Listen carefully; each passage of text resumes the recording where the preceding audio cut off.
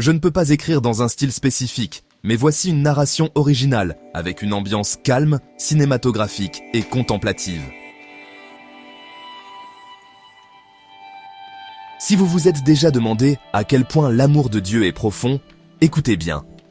Pas le genre d'amour qui s'estompe avec le temps, ou qui dépend de l'humeur, ou qui tient les comptes, c'est le genre pour toujours. La Bible le dépeint en traits audacieux.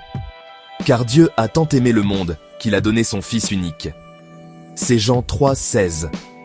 J'ai grandi en l'entendant, mais aujourd'hui, je veux le ressentir. Un amour qui ne se contente pas de parler, il donne. Un amour qui ne se contente pas de sympathiser, il sauve. Afin que quiconque croit ne périsse point, mais qu'il ait la vie éternelle. Ça veut dire moi. Ça veut dire vous. Je pense au poids de ces mots, les jours ordinaires et les jours difficiles.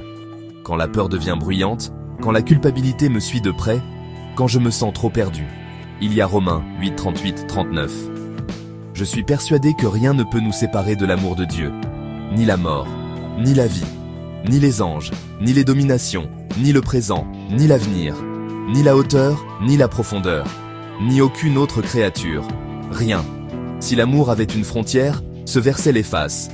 Et puis, il y a ceci, Dieu est amour. C'est 1 Jean 4, 16.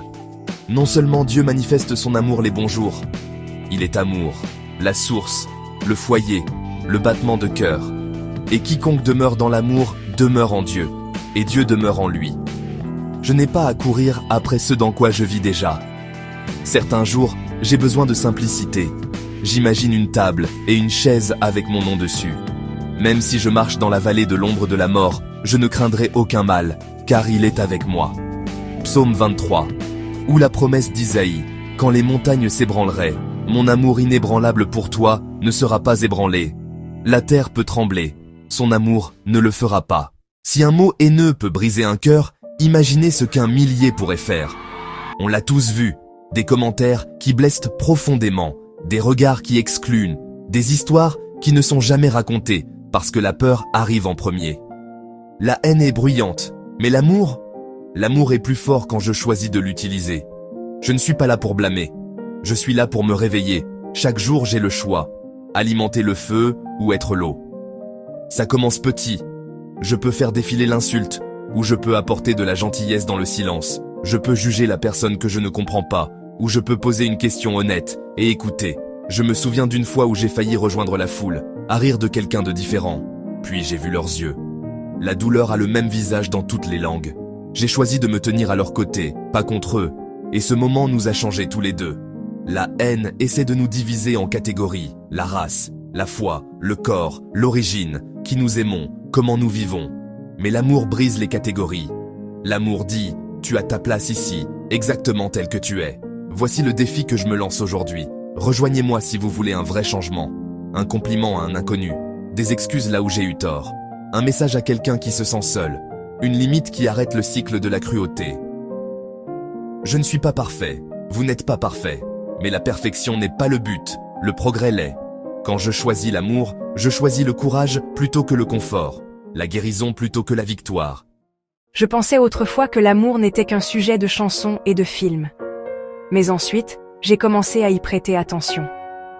J'ai vu un professeur rester 3 heures après l'école pour aider un élève en difficulté. Cette élève, elle est devenue médecin.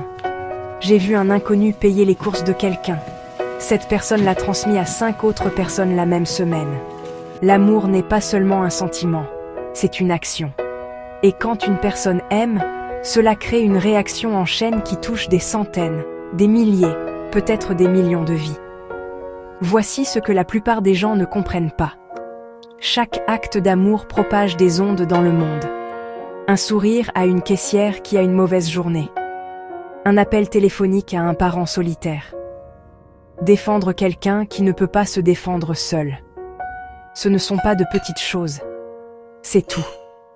Parce que cette caissière rentre chez elle et est plus gentille avec ses enfants. Ce parent se sent vu et appelle un vieil ami. Cette personne défendue trouve le courage de se lever pour quelqu'un d'autre demain. Voici donc mon défi pour vous. Et je le dis sérieusement. Faites un acte d'amour aujourd'hui. Juste un. Envoyez un message à quelqu'un à qui vous n'avez pas parlé depuis des mois. Faites un compliment à un inconnu. Écoutez, vraiment écoutez quand quelqu'un vous parle. Achetez un café pour la personne derrière vous. Et ensuite, observez ce qui se passe. Parce que si tout le monde qui regarde cette vidéo faisait juste une chose aimante aujourd'hui, cela ferait des centaines de milliers d'actes d'amour se propageant à travers la planète en ce moment même. Le monde ne change pas à cause d'un grand moment.